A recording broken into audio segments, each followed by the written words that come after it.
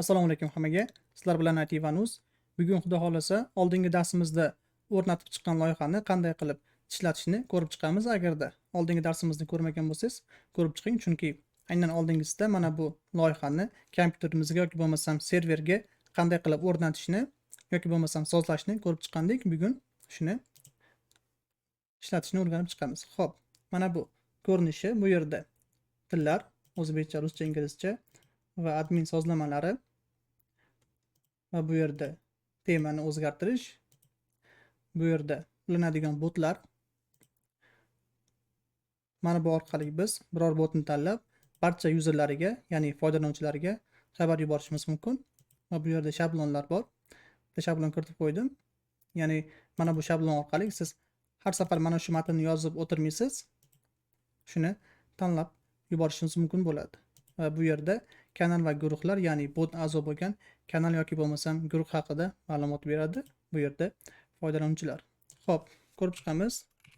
Docker Compose PC orqali bizni konteynerlar ishlayapti. Endi bizda mana bu loyihamiz lokal bo'lganligi uchun Telegram qandaydir eventlarni bizni mana bu lokal manzilimizga yubora olmaydi. Aynan shuning uchun bizga qo'shimcha mana bu loyiha kerak bo'ladi. Agarda sizda real server bo'lsa, bu kerak emas. Oldingi darsimizda aytgan mana bu yerdagi xo'p, qani mana bu yerga o'zingizning IP manzili yoki bo'lmasam o'zingizning domeningizni yozib qo'yishingiz mumkin bo'ladi va shu orqali ishlaydi. Endi buni Windows yoki bo'lmasam Linux bo'yicha qanday qilib o'rnatishni ko'rib chiqib o'rnatib olishingiz mumkin. Menda bu o'rnagan. Endi birinchi mana shu terminalni ochamiz va bu yerda ko'rsangiz readme bor va pastroqqa tushganimizda bu yerda mana bu orqali buni run qilib vaqtinchalik domen olishimiz mumkin. Hop, stabil. Va bizda 80-port ishlayotganligi uchun bu yerga 80 yozamiz. Enter. Demak, ulanish bor. Endi bot qo'shamiz. Mana bu orqali. Demak, bizda bot bor. Men bot fazroq orqali bot qo'shib olganman. Shuni endi bu yerga qo'shamiz. Tokenimizni joylaymiz va bu yerga test bot deb nom berib saqlashni bosamiz. Bizda bot qo'shildi bu orqali. Demak, o'chirishimiz, o'zgartirishimiz va mana bu yuzerlarni eksport qilib olishimiz o'zimizga. Bu yerda qandaydir avtomat xabarlar yuborishimiz mumkin. Bu yerda obunachilar soni, suhbatlar va o'qilmagan xabarlar turadi. Endi mana bu domenni olamiz.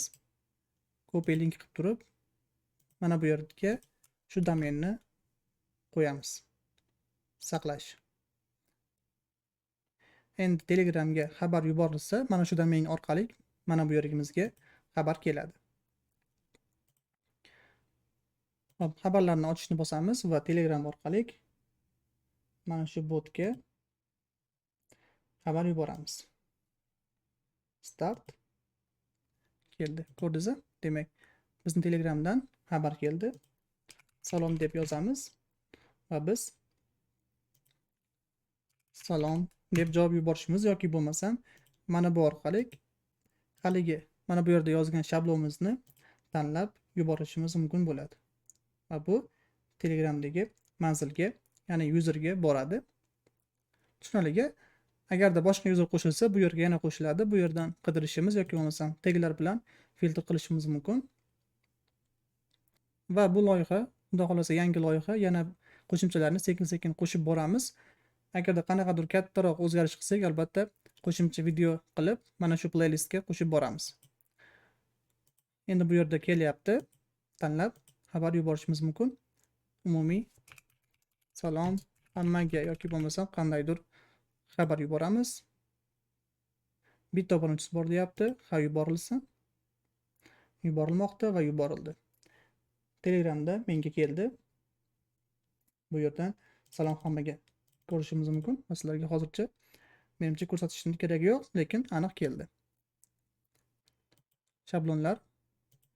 Endi bu yerda mana bu botimizning kanallari yoki bo'lmasam guruhlar bo'ladi. Keling, mana shu botni biz qo'shib ko'ramiz birorta guruhga. Yangi guruh ochaman Telegramdan.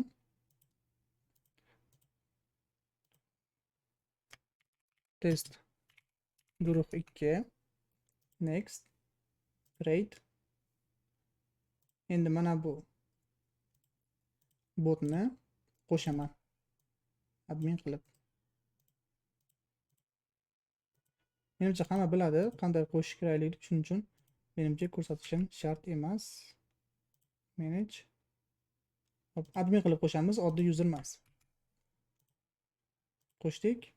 Save. Close. Bitta yangilab olamiz va bu yerda ko'radigan bo'lsak, bizda guruh qo'shildi. Ya'ni test guruhi hali ma'lumot olinmagan. Yangilashni bosamiz va bu yerda ko'ryapsiz guruh haqida ma'lumot. Guruhning nomi, a'zolar soni, mana bu botning holati, administrator va chat ID. Demak, mana shunday qo'shimcha bu yerda chiqib turishi mumkin, kanallar yoki bo'lmasam guruhlar. Bularni sekin-sekin ko'proq bu yerda ma'lumot keladigan qilib qo'shib boramiz. Endi bu yerda jami obunachilar, xabarlar va bu yerda botlar, jami 4 ta xabar ekan. Bularni va bu yerda ham ko'rishingiz mumkin. Agar yana bot bo'lsa, bu yerdan yana bot qo'shib ketaverasiz. Bu yerda ko'payib ketaveradi.